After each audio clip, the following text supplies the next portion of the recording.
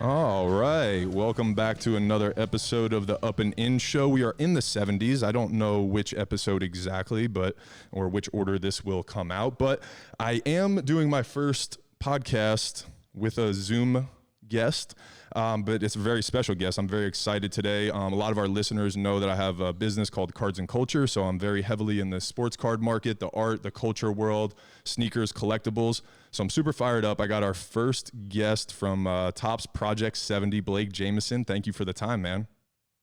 What's going on, man? Happy to be here. Yeah, absolutely. We're going to dive in. So like I said, we're live from my shop here. I opened up July 1st. And one of the first things, and my company is called Cards and Culture. And the Project70 was something that I thought was just the epitome of cards and culture, right? It blends artwork and that artist's demographic, that artist's world, where he or she comes from and their expression, right, with the sports world. And then also from an investor standpoint, I like talking about like alternative investments and things like that. So you also have an opportunity to have these cards appreciate with the artist's career and the athlete's career. So for me, these are like the coolest things ever. And just to dive in and have you on the show has been really exciting for us, our team and everything. So I got to ask first, like, I know you started in football and stuff. How's it been transitioning into just doing baseball cards or baseball art? I know you've done them with other baseball guys before, I don't just do baseball, but baseball has been a big part of the mix over the last year and a half, working with Topps, Project70 now. Before that was 1951, which is a solo set. Before that was Project2020, which was the kickoff set. And it's exciting, man. I grew up collecting baseball cards. I grew up with season tickets to the A's, following Mark McGwire as a kid. Kind of fell out of baseball and, to be honest, trading cards for a while, kind of through my teens and young adult years. And then it all comes full circle, and Topps hit me up to do Project2020 last year, and that went really well. And so it's exciting, man. It's fun. I enjoy baseball. I enjoy, being able to make my art every day. Is at the end of the day, like, that's what matters to me. And I've found ways to be able to do that and do it within communities like the hobby community that I love is pretty special. Absolutely. And I know, so your art career has been, or your career has been pretty interesting based on what I read. So I'd love to give you an opportunity to talk about how you got into art, right? Because it was something that you did in your childhood, but then towards your 30s, right? I guess on your website, it says on your 30th birthday, you kind of had an epiphany and said, I wanted to start this. So talk to me a little bit about what that calling was and how you got started in the art world and how you just decided to be like, fuck it, I'm doing my own thing. I'm an entrepreneur. I'm starting an art studio in San Francisco. For sure, man. So I grew up in like a very creative household. My dad was a photographer and a film student when he met my mom, and then kind of put his art on the sidelines to marry my mom and have me and raise a family and stuff. And my mom too, like, very artistic. She's created mosaics and kind of sculptures and paintings as long back as I can remember. But she's the type of person that's like never sold her art and doesn't want to. She just likes it to make, she does it for herself. And so I think that had a big impact of like always kind of just making art for art's sake. And so when it was time to like go to college and figure out what I was going to do with my adult life, my parents were very much supportive and encouraging for me to go to art school, or at the very least, like, pursue art in some way, whether it's minoring in art or even elective courses. And at the time, I thought that art wasn't a viable career path. I really wanted to be an entrepreneur and do business stuff. And so I thought economics was going to be make the most sense, I guess, for that journey. And it was cool. I was a solid C student in economics, took a couple art elective courses in college, and those are my only A's in college. Nice. And spent 8 years after college working in digital marketing, kind of leveraging the business side of things. And that allowed me to be creative in a lot of different ways. I was doing copywriting and graphic design and video editing on behalf of brands and helping them tell their story online.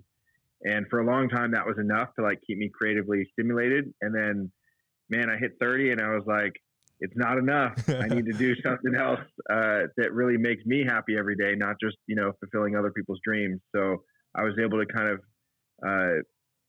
do a career shift basically at 30, and I moved home back in with my parents. I sold my house, which I had bought from money in the digital marketing space. And, Yeah, man, it's been a while. It's been 6 years now doing this full time, and it took a couple years to get my footing and really kind of establish my niche and what I'm doing stylistically, I guess. But it all worked out, and it's every day is an adventure. Yeah. I love that, man. And like you said, you created your own life, and that's, I admire that too, you know, just being able to be like, this doesn't make me happy. It's not fulfilling me. And what is something that does, you know, what is something that would get me out of bed every day and doesn't feel like work? So that's similar to something we're trying to create here. I invested in the F45 franchise and brought a couple of those to Baton Rouge, and we have a great community here with our gym. And then with Cards and Culture, I knew, you know, collectors is a community. So I really love doing that, like building a community, finding the right people, aligning them in the right way, right? And I feel like all our employees here, since we've opened up, say the same thing. It doesn't feel like work every day. It's like every day is like something new. We're interviewing somebody, we're talking to somebody. You never know who's going to walk in the shop, because we're doing sneakers, we're doing art, we're doing sports cards, memorabilia. So it's like, it's the best of everything, I feel like. And you're the epitome of that. You just bet on yourself and you went all in, right? And now you have a team. And that's the thing that I think is pretty exciting for me to see, is I've not only appreciated your art and found you during the Project 70, but understanding how you've built your team and made this art a reality is really cool for me to see too, you know? Yeah. Thanks, man. Yeah. I mean, it's awesome. And like for a long time, out of the 6 years that I've been doing art full time, I'd say 4 years, about 4 years of it were just literally just one man shop. I did every single thing for the business, whether it's obviously the art production, but also the marketing and customer service and shipping the art, you know. And Tops is one of the opportunities that helped me scale the business. Nice. You know, put me on a different level.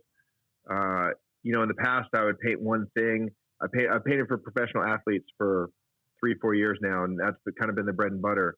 And so normally it would be find an athlete that wants a painting, paint the painting, send it to them, collect the money, start over. Right. And then Tops put me in this different game where it's like, okay, I make a painting once, Tops promotes it as a card, I promote it also as a baseball card, and then those sell, you know, thousands of copies, goes out to all these different homes. And it's crazy because with that too, like I get to retain, I have every original painting from the Tops card, except for one, actually, the very first card I gave away. Wow. But it's just a wild, you know, it's a paradigm shift in terms of like what's possible. Yes. And that's allowed me, like all of a sudden now I can paint one thing and that becomes thousands of pieces of art in different people's homes. Has allowed me basically, thank you so much, to also like grow the team, you know, and grow the influence. And like, it's wild. Like right now we're sitting here, we're doing this interview, we're talking shop. I've got like Matt, who just brought me a beer. He put it in a coffee mug because he fucking knows what's up. And it's 2:00 in the afternoon. It's 2:00 in the afternoon. And you know, if I was drinking a fucking beer, that might get judgment, but it is what it is. Like, this is my life, right? Matt's out here like preparing. We're going to the Philly card show this weekend with Lauren Taylor. So we're boxing up all planning out like all the inventory that we're going to bring. And we've got a rental car in our hotel and we're like getting ready to hit the road tomorrow. Like downstairs below me, there's a retail space. I have 2 guys that are working on like rehabbing the space. We're making an art gallery. You know, I have illustrators literally like coming up with concepts. I'm working on a children's book right now called Bubbles and Cactus. This is the first time, world premiere. No one's heard this. Let's go. It was this concept that I came up with in Joshua Tree, where I'm like, okay, these characters, Bubbles and Cactus, these unlikely friends. And like, I want to run my art as a fucking business, man. I want to build this empire. And so like, it's fine with me that I can play creative director within my own art business and have illustrators working on a children's book that I can just come up with concepts and be like, okay, you guys go work on that. And then, you know, on other things, like all types of projects, we just have people working. It's amazing. And like all these people that are involved, even though I'm like currently kind of the face of the business, that's not even the long-term plan. Like I want to build an empire and just be a helper, right? A supporter of all types of artists and creators and collectors. It's so fucking cool, man. You're a connector of dots is what you are. First, I got to acknowledge the beer. I wish I would have known that you were drinking a beer. I would have drank a beer with you, man. That would have been fucking dope. There's no judgment on this side. So and my listeners will never judge. So don't ever worry about that. Well, it's 2:00. You know, we were about to jump on and I'm like, Matt, fuck, we're out of beer. Like, can you run to the store and just grab it? And he like knows. Like, I didn't ask him to bring me one. He just he got a 12-pack, and then he came in. He brought me a fucking coffee mug full of beer. As I'm sitting down for an interview, and that's what I appreciate. That, right? He knows me well. Yes, you've built a team, and then yeah, and he's an OG, man. Like first, it's crazy too with Tops 2020 last year that blew up, and I tweeted something saying like, "Oh man, I've got 70 packages I have to ship today. Like I need help." Yeah, and he's like, "I can help you," and I'm like, "Yeah, but I'm in Brooklyn." Or I was in Queens at that time. He's like, "I'm in Queens." He's like, "I'll come over." He came over. He did like one day of work. He's like, "I'll just help you for free, and we'll see." And he helped me, and I was like, "All right, you're hired." And it's been a year and a half. That's and we hang out all the fucking time, and he knows to bring me the beer in the mug, and I love it. It's fantastic. I love it. And you have a whole like New Jersey, New York team. I don't know if I'm born and raised in New Jersey. I live in Louisiana now, so your whole team is from my neck of the woods. That's badass. Yeah, man. Yeah. I mean, well, we're diversified. We've got a East Coast presence, but also I'm from California. Yeah, that's why. So my sister, she's in Marin County, which is just north of San Francisco. We're super close. She's amazing, and she's the backbone to my business. Nice. And that's in California. My dad also does all of our web stuff. Runs our website. Built our website from scratch. So I love like having it's a world economy, man. I can help like some of my illustrators they could live anywhere. My business partner with Cards and Culture, he's a designer. He's going to be listening to this. He's a huge fan of you. He lives in Canada. I've actually never, with the pandemic, we started business 2 years ago. I never even met him in person. It's crazy, but I'm giving him a job, an opportunity, a dream to do these things. And that's what I think I like about it too. And I think probably why we align and why I got so jacked up when you started talking, man, was because that's it. Like I see the vision of people's talents of here as they can help our business, but hopefully they're going to network, they're going to make things, they're going to make a name for themselves. They're going to find an artistic skill, whether it's doing a podcast or painting a painting or networking with somebody, right? And it's going to open up doors for them. And that's what you're doing too there. And that's why it feels so fun every fucking day, is because we don't know what the fuck's going to happen today. I love it. It's exciting, man. And it's so fun growing with people, like alongside people with growth mindsets. Yes. And like a good example, like when I first jumped into the art world in 2016, the first project I did was called 90 Days to MoMA. And it was a daily vlog series. I hired this video editor to move into my parents' house, actually. I met him on Craigslist. He lived with me for 90 days. Every day we put out a video. And the goal was for me to try and break into the mainstream kind of fine art world. And this dude, Matt, it's insane that like he was basically my first employee as an artist. He was my first employee, and now he's like managing editor of like everything Marvel. Like he's working on like Succession. He's like editing Succession right now. He's editing Marvel movies and shit. And I'm like, dude, it could be like the good old days. Like you got to come shoot some content, man. We can make some dope shit. He's like, you can't afford me, bro. And to me, like, that's actually like one of the best feelings ever. To I was his first job out of college. Yeah. Straight up. Like he came out of college. He worked for me. We did this video project. It went pretty well. We just went on our paths. And now this dude is absolutely killing it. And I'm like trying to hire him. And he's like, you can't afford me. I'm like, that's the goal. Every employee that I could work with was those top caliber talent that are just going to keep trading up and keep growing their businesses. It's such a cool feeling, man. Yeah. But one day I will be able to hire Matt back, and I'm going to steal him back from DreamWorks. Yes. Wherever like. That would be full circle right there, motherfucker, and be like, now I'm doing enough. I don't care what the salary is. You're coming. You're on the team. Let's go. You're back on the squad. It's like a coaching tree in sports, right? So when I played sports, when I played baseball, a lot of coaches took pride in, their coaches becoming coaches. You see it with Nick Saban, right? And his coaching tree is, and that is kind of what you're doing in the art world. And hopefully I can do in the memorabilia collectibles world as well, or media world, right? Because a lot of our business is a little bit of multimedia, and the first couple hires that we have made here are those core people to do multimedia and stuff like that. So I'm excited to see both these journeys keep going. It's going to be fun. I'll help tell your story as you keep pumping out badass art. Appreciate that, man. Yeah, I feel you on like, content's king. Yep. And like we have a, I don't know, moderately big staff, and there's a lot of different things that need done, but man, the content roles are so critical, Absolutely. in the world that we're living in. And I mean, that's what I think is probably, I mean, not probably, obviously the talent too, but like the storytelling capabilities right behind the piece. A lot of people can look at an art piece, but the ability to express it and make them feel something or help them understand what you were getting out of it is, to me, one of the coolest things. And what got me into actually making a business around collectibles was because this same Michael Jordan card, somebody might buy for $10,000, but another person might not sell for $10,000 because it just means so much to them, right? Like, and that's an art in itself. So I've always been so fascinated by that. For sure, man. I think like as an artist, I'm not selling paintings, I'm selling stories. Yeah. Oh, and the same thing goes in the collectible world. Like you're not selling a card. Like there's even the Jordan rookie card or whatever it is. Like, you know, there's thousands of them that exist, but the story is different to each person. Yep. And that's just so fascinating. Even the way that you acquire them. Crazy, like, yeah, I mean, it's so funny too, like in the art, in the fine, especially in like this like fine art world of like, some people overcompensate with the story and they're like, oh, they look at like a blank white canvas and they're like, oh, I can see the internal struggle of the artist and it must have been, you know, like this, that, and the other. Like they come up with their own stories.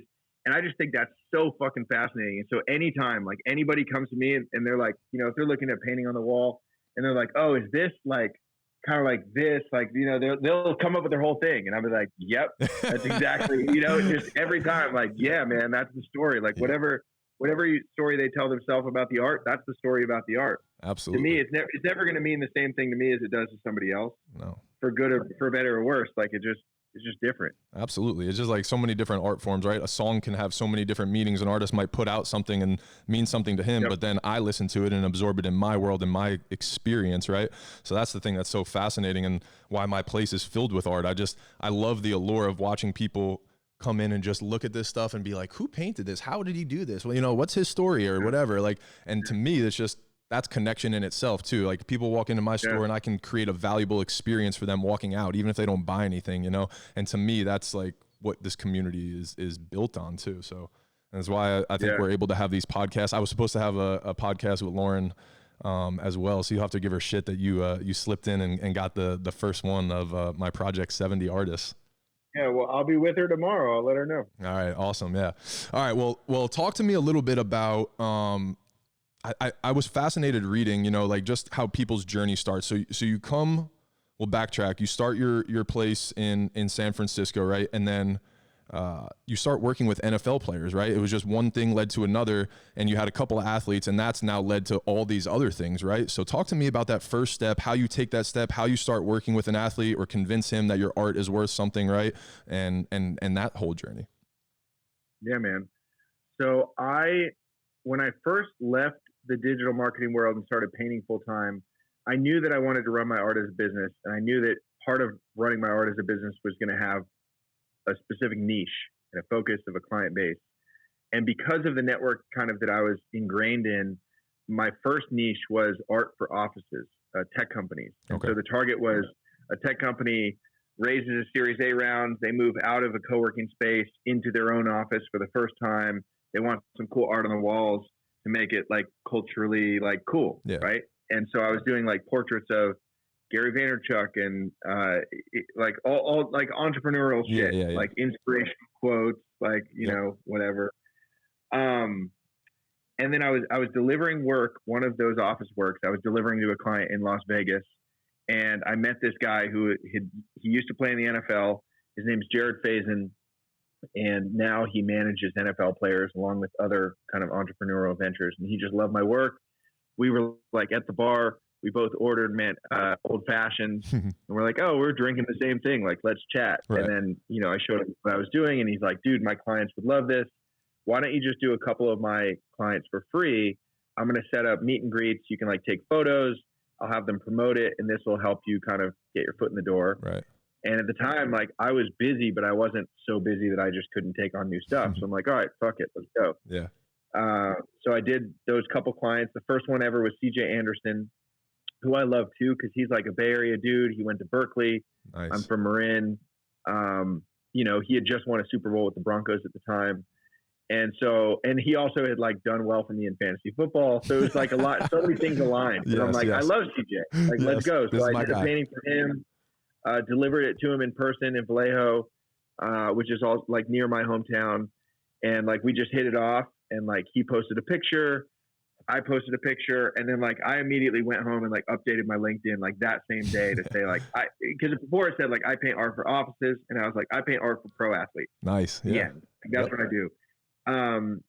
And yeah, I mean, Jared linked me up with a few of his other clients, each of which I got to deliver in person, get the little photo op. And like, it just takes a tiny little social proof to start getting a foothold. Because all I got to do is trade that up and leverage, find one other person that knows CJ Anderson that's like, that's cool, I want one of those. Exactly. And I did that, man. And honestly, like, that free, working for free, get my foot in the door kind of strategic gift became part of my business and stayed that way for years. And so it took me probably, I think in 2 years, I painted probably like 200 athletes in the first 2 years. And out of that, half of those were free. So I did 100 paintings for free. Nice. And because of it was like, on average, every time I did a painting for free, it wasn't always one for one, but like in general, I do something for free, I get a commission from somebody else that saw it. And obviously that's just kind of this bigger picture thing, but like, that's what I built into my business. That was my entire marketing plan, was just working for free. Yeah. And it's paid off insanely well. You know, like, I can trace back specific projects. Like, I did a painting for Paul Rabel, who's a professional lacrosse player. And by doing that, that got the attention of somebody that works at Topps named Jeff Heckman. Jeff is a big lacrosse fan, liked the work. Matt's even coming in with a refill. Nice. Look at this. Matt's an MVP. I'm like, Matt, I know. Need one too. Matt's a beast.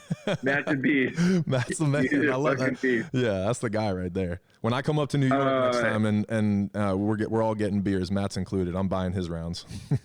Yeah, man, you got to come through. This shit's a fucking playground. Hell yeah. Yeah, man. But I figured it out. I was like, okay, well, if my prices are this, and my marketing cost is this, because I'm doing one painting and I sell one painting, like, I just figured it all out. Right. That, you know, I also, this is just like a pro tip for anyone that wants to work in pro sports. Don't worry. Like, at first I was so excited to get the athlete's home address. I'm like, ooh, I'm the one person who knows where CJ Anderson lives. That shit doesn't fucking matter, first of all. And second of all, you send mail to athlete's home address, they don't open it for months. Literally, they let packages pile up. And I get it now, because I get fan mail and different fucking things where, like, if you just send me mail, it doesn't mean I'm going to open it necessarily right away. Right. And so I figured out, you got to send the art straight to the training facilities. The training facilities are trained to open up the mail. They're going to vet the mail. They're going to make sure it's not dangerous or creeper or whatever. They're going to open it up. And then as long as the art or like the thing in the package is legit, they're just going to put it in that player's locker. Yep. And so I figured out what the biggest size painting I could fit into a standard NFL locker is, that would sit below the gear, right at the bottom of the locker. Yep. And then I would like find a team and say, okay, I'm going to get in with the Packers. And then I would do some research on the team and the players and stuff. See also, like, looking online, like, which players have their DMs open, who I could just send a DM to, versus like, you know, the top tier guys, you can't get it. They're not going to see your shit unless they want to see your shit. Yeah. And so just like figuring all out these little things of like, all right, I find the Packers, I find 3 dudes that have respect in the locker room, but they're not the superstars. And I know that I can get to them inbox wise. I DM them each, say, hey, you want a painting? I'll do it for free. All I want is like you to post it on social media. They say, fuck yes. I send them all to the training facility. And so all of a sudden the whole Packers team walks into the locker room, and like Raven Green has a painting in his locker. Geronimo Allison painting in his locker. Marquise Valdez-Scantling. Those were literally the 3 guys from the Packers. Those guys all have paintings in their locker on the same day. Yes. And on the back of the painting, I just write my phone number, super fucking big, and my name. And then, you know, and all the dates. And then literally it's like, those paintings arrive. I know when the tracking is going to get there. And then I'm like, I'm ready. I'm sitting by my phone, just ready for the orders. And they just come in. People see it and they're like, oh, I saw that. I want this. Yep. People underestimate awesome. working for free and giving people stuff, right? Everybody, and that's why I like tip my cap to you so much is when you have a crazy high talent, there's a lot of noise of people being like, yeah, but you should make this. And today's society, instant gratification, right? For you to have the ability to say, hey, look, I'm investing in myself and I'm betting on myself. I'm going to be able to do this work for free because I know that it's going to get me more business down the road because I believe in my product, my ability, all those things. Networking is pretty fucking badass, dude. I love that. I mean, think about it like this. Like, there's a lot of different ways to build your own dream. One of the ways of building your own dream might just be doing some low-level task for minimum wage and grinding it out. Whatever that fucking means. You're sorting mail. You're like it could be fucking anything. Yeah. And you could go do that. You could go trade your time for money and get your anywhere between $8 or $9 an hour up to like 15 in New York. And stack that money and then go put that into your dream. Yeah. Or like the way that I did it was like just making my dream and then just giving it away for free. Like it still cost me money instead of making money, but like it's like asymmetrical bets. Yes. That's what my manager always talks about. Is like, okay, the lows, like on the low end, if I go do this, worst case scenario, the athlete hates the painting or it gets lost in shipping or like whatever. It's still just, it costs me a little bit of money in supplies and then I have to like make the physical painting, but that's also like training myself to be better at what I want to be good at anyway. Correct. So like that's a benefit. And then like if on the off chance the player loves it and like really promotes it and it's like, this is my guy, like everybody's got to check this guy out. Like that could all of a sudden be, 10 painting orders. Yeah. Right. Upside is and the downside is zero painting orders. Exactly. It's crazy. Crazy. I love that philosophy. And it's like, and like you said too, no matter what, this is what I always say to people, or like if people ask me, like when people say no to, if you go for an offer or something like that, or you make an attempt, right? Like it's all a feather in the cap. All right, that didn't work. Note taken. Like I'm not going to do that again. Like that's it's all a skill set that you're building, like you said. And whether it's a brush stroke or I didn't call the right person, in the clubhouse or whatever to get my painting to the guy, you're figuring out steps to iron out your process to get where you want to get to. That's the money. Yeah. Totally, man. So tell me, through that lacrosse player, is that how Topps reached out to you and you started working with Topps? Yeah, exactly. So this guy, Jeff Heckman, who was kind of heading up Project 2020 last year with Topps, sent me, it was like a form on my email, like a website form. Right. Which everybody that works in e-commerce that knows like the website form contacts are never legit. Like that shit's always spam. Yep. It's always some bullshit. Like I've so rarely gotten like a contact website form filled out that's like actually a good opportunity.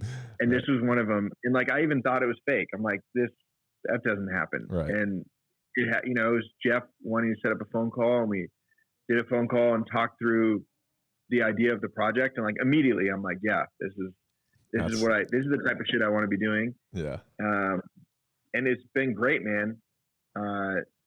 Yeah. That's all. Wild. So they reach out to you and so fill our listeners in on the process and like I know you did it a little bit, but Topps does a thing every year where they pick a certain amount of artists, right?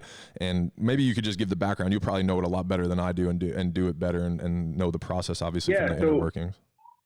Yeah, of course. So we're actually this is only the second year that Topps has done this, but last year, last year, Topps selected 20 artists and they did a great job of curation because every single artist was different. There were some painters, like digital artists, jewelry designers like Ben Baller, all kinds of people. Right.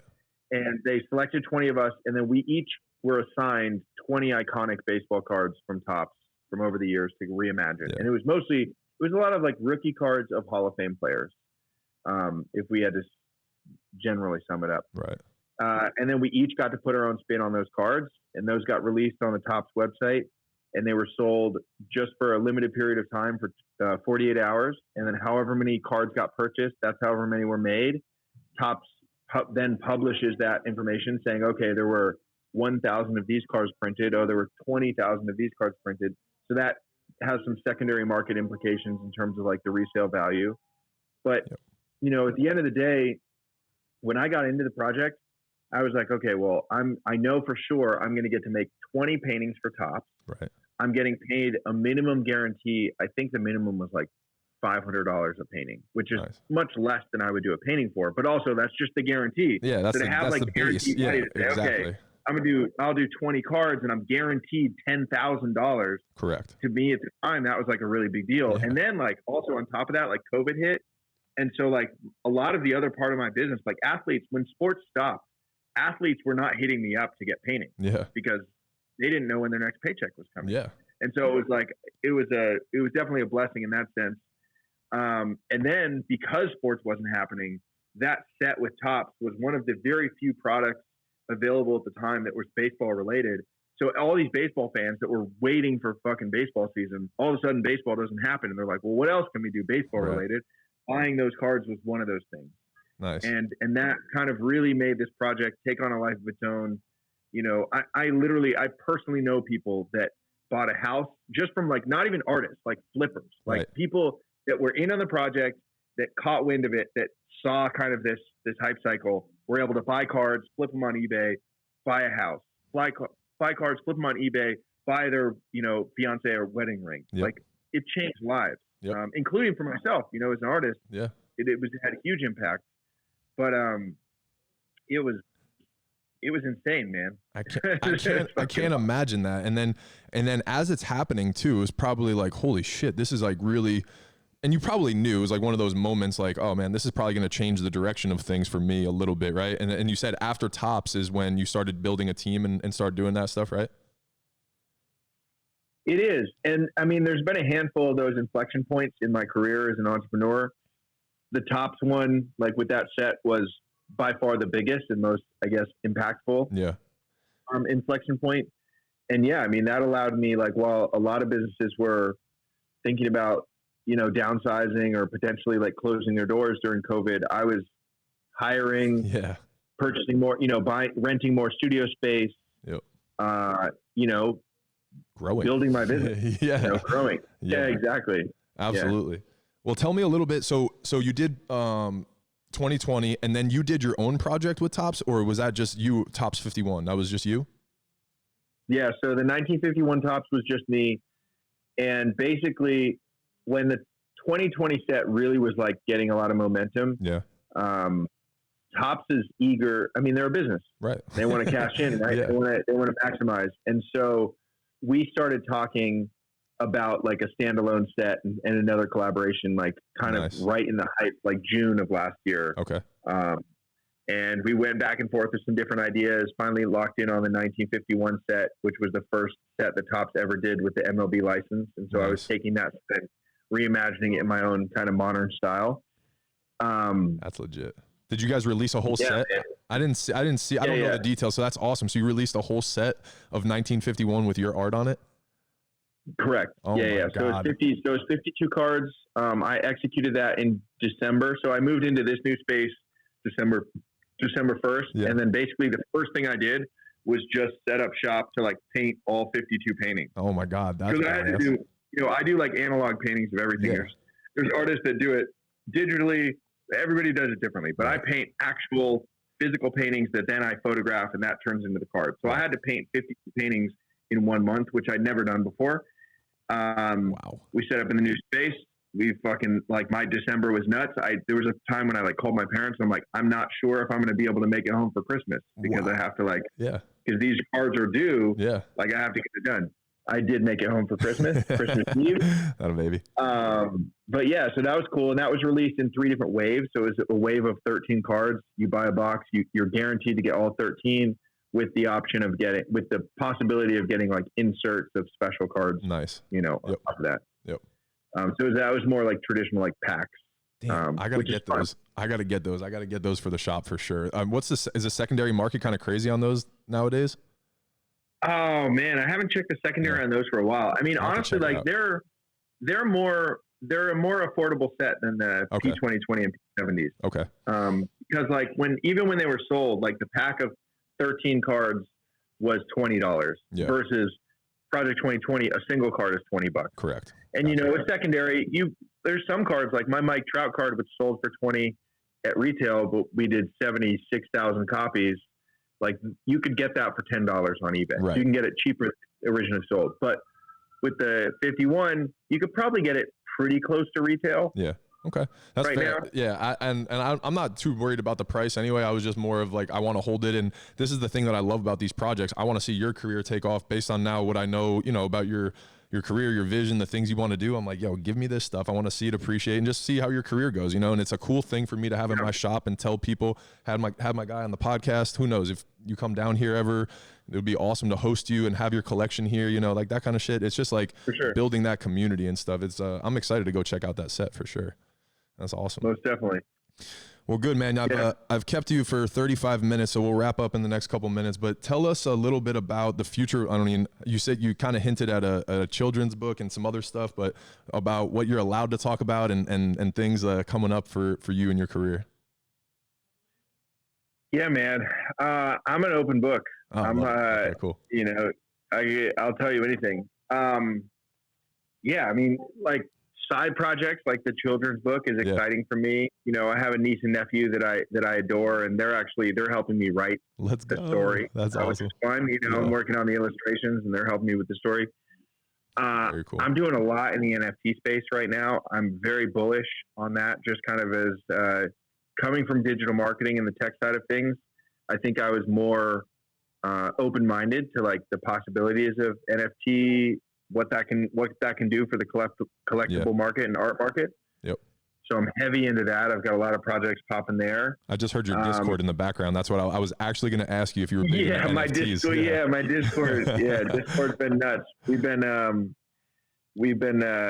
getting busy. We're launching a project. We're kind of in the middle of this launch, which is nice. Which is exciting. It's all about like sports betting. Let's basically. go. Nice. Is it going to be a collection that people can buy into and that kind of stuff, just like most of these collections right now? Yeah, that's awesome.